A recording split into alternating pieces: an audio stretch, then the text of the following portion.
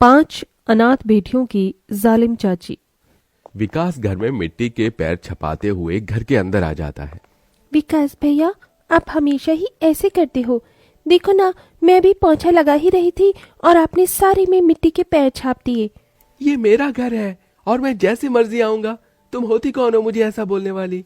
एक तो तुम काम करते हो नहीं और काम बढ़ा देते हो हमारा। केसरी दिव्या के कान पकड़कर उसे बाहर ले आती है और धूप में पेड़ से बांध देती है। क्यों दी दिव्या, बहुत जबान चलाने लगी है तू। आजा, आज तुझे अच्छा मजा चखाती हूँ। ऐसा कहकर वो घर में आ जाती है। अब अगर इसके बाद मैंने तेरी ये कैंची जैसी जुबान चलती हुई देखी तो मुझसे बुरा कोई नहीं होगा। तुम दोनों यहाँ क्यों खड़ी हो? जाओ, गंदे कपड़े पड़े हैं, उन्हें धो लो। चाची जी, नुपुर और माही की तबीयत ठीक नहीं है, इन्हें दवाई दिला दो। तुम पाँचों के ऊपर फ्री फोकट में पैसे खर्च करने के लिए मेरे पास एक फूटी कौड़ी नहीं है। अरे मेरी बला से तो कल की मरती तुम आज मर जाओ। केसरी पांचों पर जरा भी रहम नहीं करती। इधर बेचारी दिव्या गर्मी में पानी के लिए तड़प रही होती है। पानी, पानी, कोई मुझे पानी पिला दो। मुझे बहुत तेज प्यास लग रही है। मेरा गर्मी से गला सूख गया है। कोई मेरी मदद करो। कोमल दीदी, दिव्या की बहुत हालत खराब हो रही है। कितनी जालिम चाची है हमारी, जरा भी नहीं सोचती हमारे बारे में। दिव्या को पानी देकर आती हूँ, तुम यहीं पर रहना। कोमल एक गिलास पानी ले लेती है और दिव्या को पिलाने के लिए पेड़ के पास पहुंच जाती है, लेकिन तभी उसकी चाची उन्हें देख लेती है। आहा, देखो तो सही बहनों का प्यार। तेरी हिम्मत कैसे हुई मुझसे बिना परमिशन लिए इसे पानी देने की? मेरी बहन प्यास से तड़प रही है चाची, उसे पानी पीने दो। लगता है तुम्हें मेरी बात समझ में नहीं आती। आज तुम पांचों का भूत ही उतार देती हूँ। केसरी बाकी की तीनों को भी लपेटे में ले लेती है। पेड़ से बांधकर वो एक डंडी से उन्हें मारना पीटना शुरू कर देती है। बोलो बोलो, आज के बाद तुम मेरे बिना कहे कोई काम करोगी? मुझे बिना पूछे अपनी मर्जी चलाओगी? इस तरह उनके जालिम चाची उनके ऊपर बहुत अत्याचार कर रही होती है, लेकिन उनके साथ ऐसा क्यों हो रहा था? आखिर उन पांचों बहनों की क्या गलती थी और उनके माता पिता कहाँ थे? चलिए ये देखने के लिए कहानी में थोड़ा पीछे चलते हैं। उषा, चलो, हमें लेट हो रहा है। लेट तो हो रहा है, लेकिन अपनी 5 बेटियों को छोड़कर जाने का मन नहीं कर रहा है। कोई बात नहीं माँ, आप चली जाओ, आप ठीक होकर आना। उषा को पेट में पथरी थी और इसी के चलते उनकी कभी भी तबीयत खराब हो जाया करती थी। उसी का ऑपरेशन के लिए राजेंद्र उसे शहर लेकर जा रहा था। दोनों माता पिता अपनी 5 बेटियों को गले से लगाते हैं और शहर के लिए निकल जाते हैं। शहर में उषा का ऑपरेशन शुरू हो जाता है और राजेंद्र हॉस्पिटल के बाहर बेसब्री से इंतजार करने लगता है। हे ऊपर वाले, सब कुछ ठीक ही रखना, कोई परेशानी नहीं होनी चाहिए। तभी डॉक्टर उनके पास आते हैं।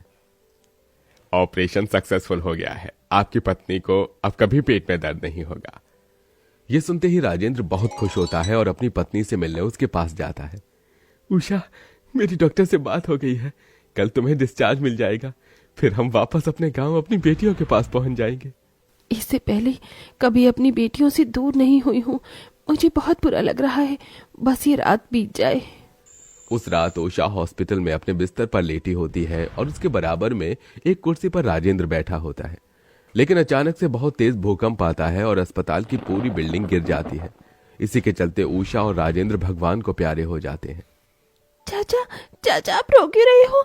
माँ और पिताजी को गए हुए आज 3 दिन हो गए हैं, वो अभी तक नहीं आए हैं। तुम्हारे माता पिता भगवान के पास गए हैं, अब वो वहीं रहेंगे, वापस नहीं आएंगे। जो भगवान के पास जाता है वो वापस लौट कर नहीं आता। ये सुनते ही महेश को बहुत बुरा लगता है और वो 5 बेटियों को गले से लगा लेता है। तुम 5 यहाँ अपनी चाची के साथ रहना गांव में।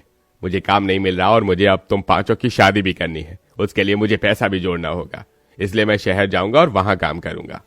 चाचा जी, माँ और पिताजी तो चले गए, अब आप भी हमें छोड़कर जा रहे हो? ऐसा मत कहो, मैं तुम्हें जरूर मिलने आऊंगा। महेश ऐसा कहकर शहर की बस पकड़कर चला जाता है। उसके जाने के बाद केसरी को 5 बेटियां बोझ लगने लगती हैं।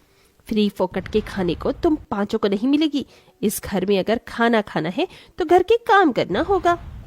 इस तरह केसरी उस दिन के बाद से 5 बेटियों से घर के सारे काम करवाती, ऊपर से खाने के नाम पर सिर्फ सूखी रोटी दिया करती थी।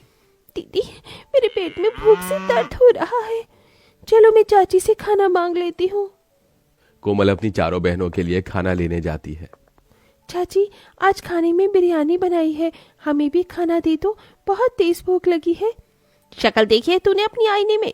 ये बिरयानी मेरे और मेरे बेटे के लिए है, तुम पांचों के लिए नहीं। रसोई में सूखी रोटी रखी है, जा लेकर खा ले और अपनी उन चारों बहनों को भी खिला दे। ये सुनकर कोमल की आंखों में आंसू आ जाते हैं और वो रसोई में जाकर सूखी रोटी देखकर सोचने लगती है।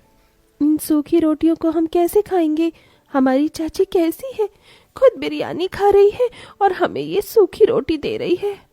कोमल एक गिलास पानी के साथ सूखी रोटी अपनी बहनों को खिलाने के लिए ले आती है।